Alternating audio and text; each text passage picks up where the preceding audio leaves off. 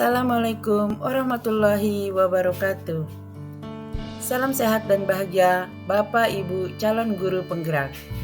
Pada video kali ini, saya akan memaparkan tentang demonstrasi kontekstual modul 1.4 Budaya Positif. Penerapan segitiga restitusi. Saya Erna Darmawan, calon guru penggerak angkatan 10 dengan fasilitator Ibu Suharmin MPD dan pengajar praktik Bapak Arif Nusuluddin SH. Budaya positif.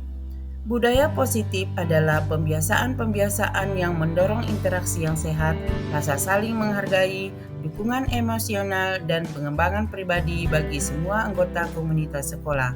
Budaya ini tidak hanya fokus pada pencapaian akademis, tetapi juga pada kesejahteraan keseluruhan dan pertumbuhan karakter. Konsep-konsep inti budaya positif: disiplin positif, teori motivasi, hukuman dan penghargaan, keyakinan kelas, kebutuhan dasar manusia, 5 posisi kontrol, dan segitiga restitusi. Segitiga restitusi. Segitiga restitusi adalah metode yang dikembangkan oleh Dian Negosen untuk membantu siswa belajar dari kesalahan dan memulihkan hubungan yang terganggu. Konsep ini merupakan pendekatan alternatif dalam penanganan disiplin di sekolah yang berfokus pada pemulihan dan pembelajaran, bukan pada hukuman. Metode ini membantu siswa menjadi individu yang lebih bertanggung jawab dan berempati, serta menciptakan budaya sekolah yang lebih positif dan mendukung. Tahapan-tahapan pada segitiga restitusi yaitu: tahapan pertama, menstabilkan identitas. Tahapan kedua, validasi tindakan yang salah. Dan tahapan ketiga, menanyakan keyakinan. Tahapan menstabilkan identitas. Konsep ini membantu siswa untuk merasa tenang dan aman.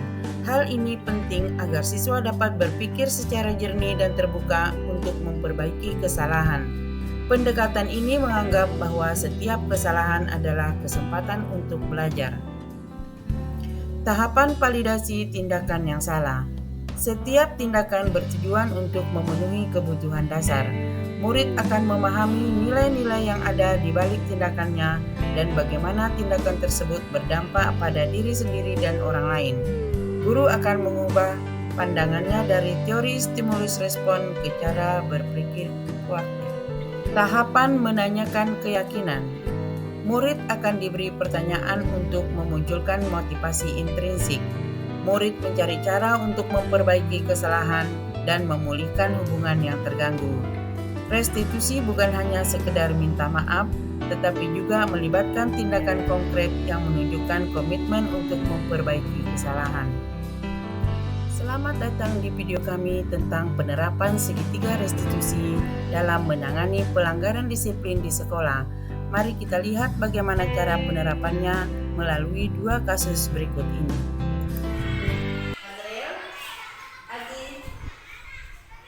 Ibu panggil ke sini, kita duduk bertiga dengan teman. Oke?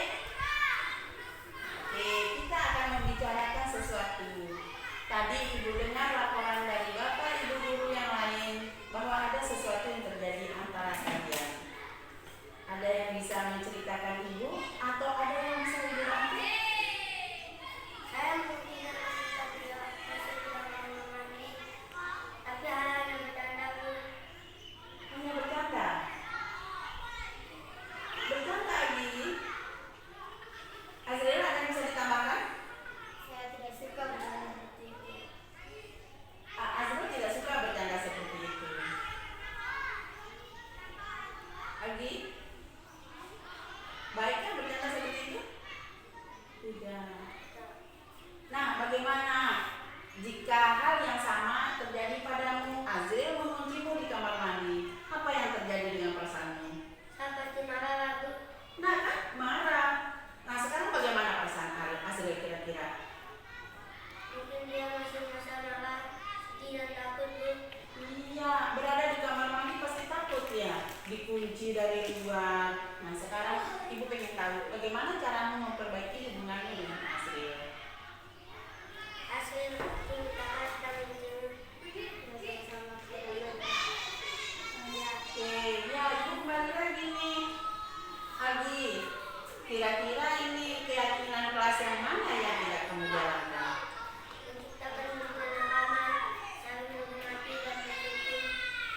tidak menjalankan keyakinan kelas, saling menghormati, tidak saling mendukung, tidak menciptakan lingkungan yang aman.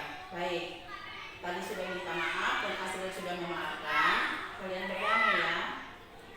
Aldi, Ibu bangga atas Aldi yang sudah mengakui kesalahan. Semoga ini tidak terulang kembali. Oke? Terima kasih Bu telah menyadari kesalahan kami. Oke, Asril? Terima kasih Bu sudah mengampuni. Ya, kalian, Ibu rasa kalian akan menjadi murid-murid yang baik. Ya? Rajin belajar, jangan bercanda yang tidak-tidak. Oke? Oke, karena sudah damai, sekarang boleh pergi main. Silakan pergi bermain bersama. Assalamualaikum warahmatullahi wabarakatuh. Nama saya Algi. Ibu, saya sangat berterima kasih karena Ibu telah membantu saya menyadari kesalahan saya. Saya tidak menyadari betapa buruknya perasaan Asri saat saya mengganggunya. Melalui pembicaraan kita, saya belajar pentingnya memahami perasaan orang lain dan menjaga hubungan baik. Sekarang saya tahu bahwa mengganggu teman bukanlah cara yang baik untuk bergaul. Terima kasih Ibu karena telah memberi saya kesempatan untuk memperbaiki kesalahan saya dan menjadi teman yang lebih baik. Serius? Ibu ingin bicara yang tenang dengan kamu. Masalah apa yang terjadi tadi di kelas? Masih ingat apa yang terjadi? Apa yang terjadi? Oke. Tahu nggak kalau memang itu salah? Tahu Bu, Tahu. Kenapa dikatakan salah? karena itu tidak adil dan saya tidak belajar apa-apa. Oke. Tidak belajar apa-apa. Kemudian bagaimana perasaanmu kalau hasil kerjamu, hasil usahamu diambil orang lain? Saya pasti merasa marah dan kecewa lagi. Kecewa kan? Nah, pasti perasaan yang sama juga dialami temanmu yang kamu contek. Ya. Nah, sekarang bagaimana caranya supaya ini tidak terulang lagi? Saya akan belajar lebih giat lagi Bu, dan tidak menyebut lagi dengan teman. Oke, siap. Dan kira-kira nih, kelas yang mana yang tidak kamu ikuti dan yang tidak kamu jalankan? Saya tidak jujur dalam ujian dan tidak mau berusaha apa-apa. Oke. Jadi, Bu, saya minta maaf. Saya berjanji akan belajar lebih baik lagi untuk ujian berikutnya dan tidak akan menyontek lagi. oke, Ibu salut, Ibu bangga padamu atas hasil usahamu dan pengakuan terhadap kesalahan yang terjadi. Nah, sekarang bagaimana caranya kita mengatur jadwal, mengatur bagaimana caranya supaya belajar yang baik agar tidak terulang hal yang sama. Oke? Oke. Terima kasih Bu, karena sudah membantu saya menyadari kesalahan saya dan telah membantu saya menjadi anak murid yang baik. Oke, Ibu bangga. Ya, Ibu senang bangga sekali atas pengakuan ini.